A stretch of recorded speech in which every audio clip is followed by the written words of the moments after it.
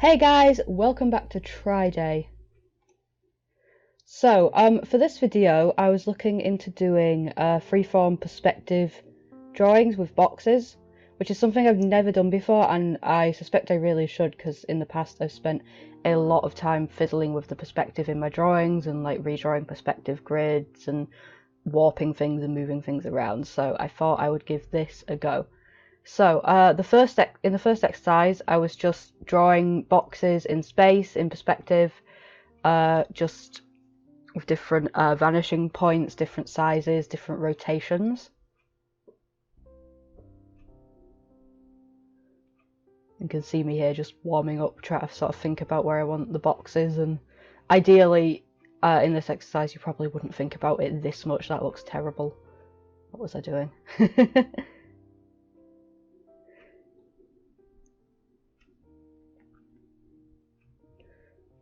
So yeah, at this point I'm like way overthinking it, and you can kind of see how uncomfortable I am drawing boxes. But that's okay. That's the point, is to get more comfortable with it. And here I'm starting to pick it up a bit now.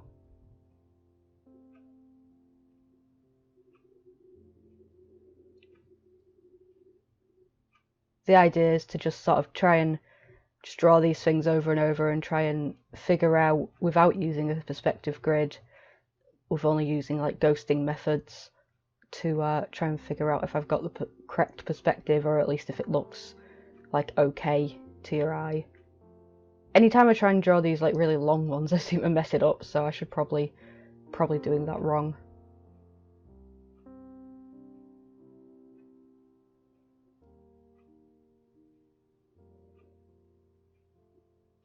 Yeah, just trying like different shapes, different rotations.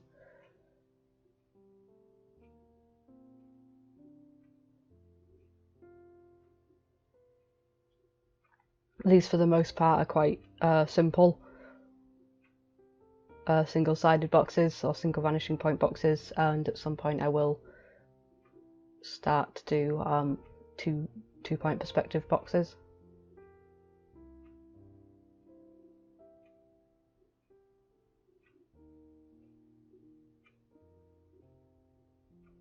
I think that was probably the problem before. I wasn't when you draw a box with a small face going into a big face, it tends to look like the inside of the box, and I wasn't connecting the outside sides, so it ended up looking weird, but I think that's what the actual problem was. So here I've sort of given myself a vanishing point, and now I'm drawing multiple boxes going into or coming out from the same vanishing point. That was quite good. That was like a great way to sort of train your eye into looking at vanishing points without actually drawing a perspective grid.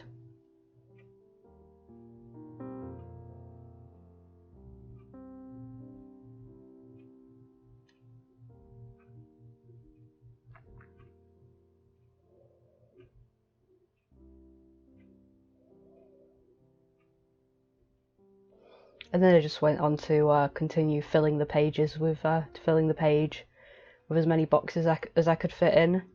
You can see here, this is where I'm about to start going onto the 2-point perspective boxes.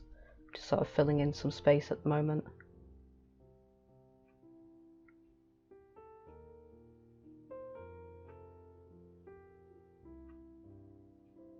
Tried to do a sort of a see-through box there. And that's a more effective version of what I was doing before. I think that's where I sort of started to figure out what I was doing wrong. And I screwed it up there again. But that's fine. It's all about testing your brain and trying to because when you actually do something, it solidifies. Like if I were to just watch someone else do it or think about it, it wouldn't solidify in my brain that that looked wrong. Whereas doing it, that's really, and then watching myself back doing it, that's really solidified in my brain what I was doing wrong there. So these are the 2-point perspective boxes, where I just sort of I draw the central corner and work out from that. Again, doing one with see-through sides.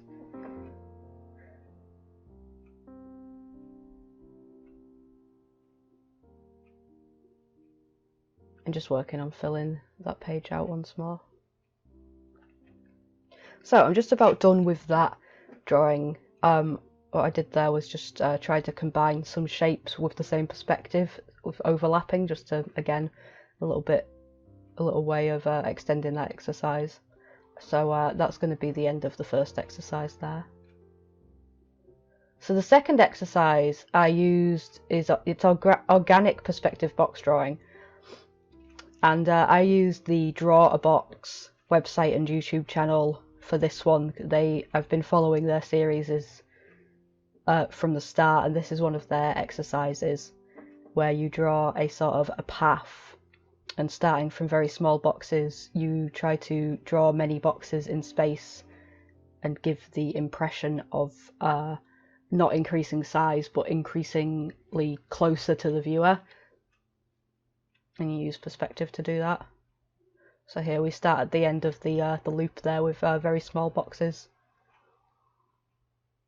and I'll link that YouTube video in the description, and also the Drawbox website, because that's very helpful for new drawers and experienced drawers as well. So you see here that on paper you increase the size of the boxes and their position in the drawing, you bring them forwards, and it looks like they are coming towards the viewer instead of just being larger in size on the paper.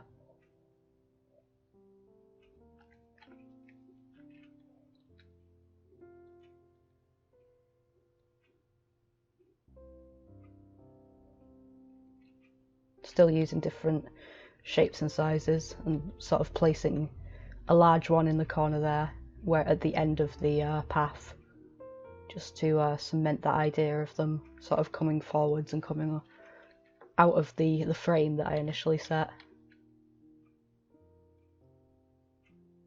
And again, drawing the ones that are supposedly in front, actually in front. I sort of messed that up a little bit, and I'll realise that now.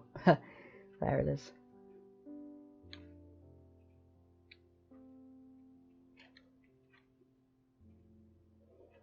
And then just using, those are like the sort of main scale I've set down, and then just using the rest of the time to fill out that path and improve the effect.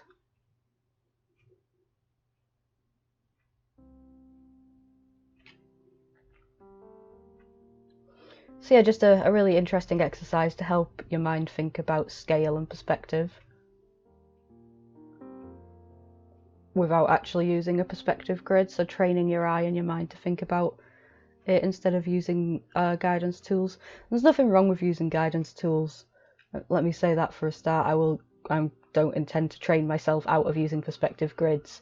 However, it helps if you have a certain base knowledge and idea in your mind. It just assists more complicated perspective based scenes. So yeah, just finishing up that one with a little tiny box there, and then I move on to this, just fiddling around seeing how that looks without the guidelines. I thought that was quite an impressive effect for such a short exercise. So moving on to a second version of the exercise where I draw sort of my own shape and try and follow this path that I've drawn here. Again, starting with very small boxes, sort of laying down some guidelines.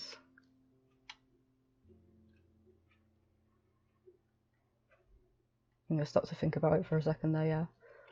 And then again, laying down some sort of key boxes, increasing in size. Always try to rotate them to sort of keep the perspective sort of fresh in my head, so I'm not just doing the same perspective. Making sure I'm getting the right boxes in front. There we go. So I think already with that one you can kind of see what's happening in the space. And now going in and going back in and sort of filling out some supplementary boxes to show that these aren't sort of singularly floating in space. It gives it a bit more depth.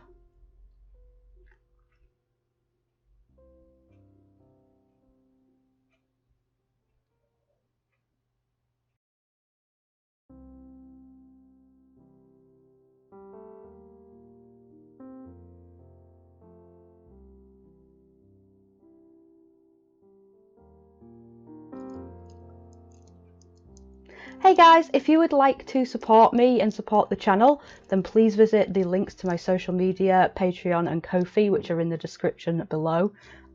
Just watching this video has been a great help to me, so thank you for that. Don't forget to subscribe to the channel and click the bell for notifications if you would like to see more. Thanks guys!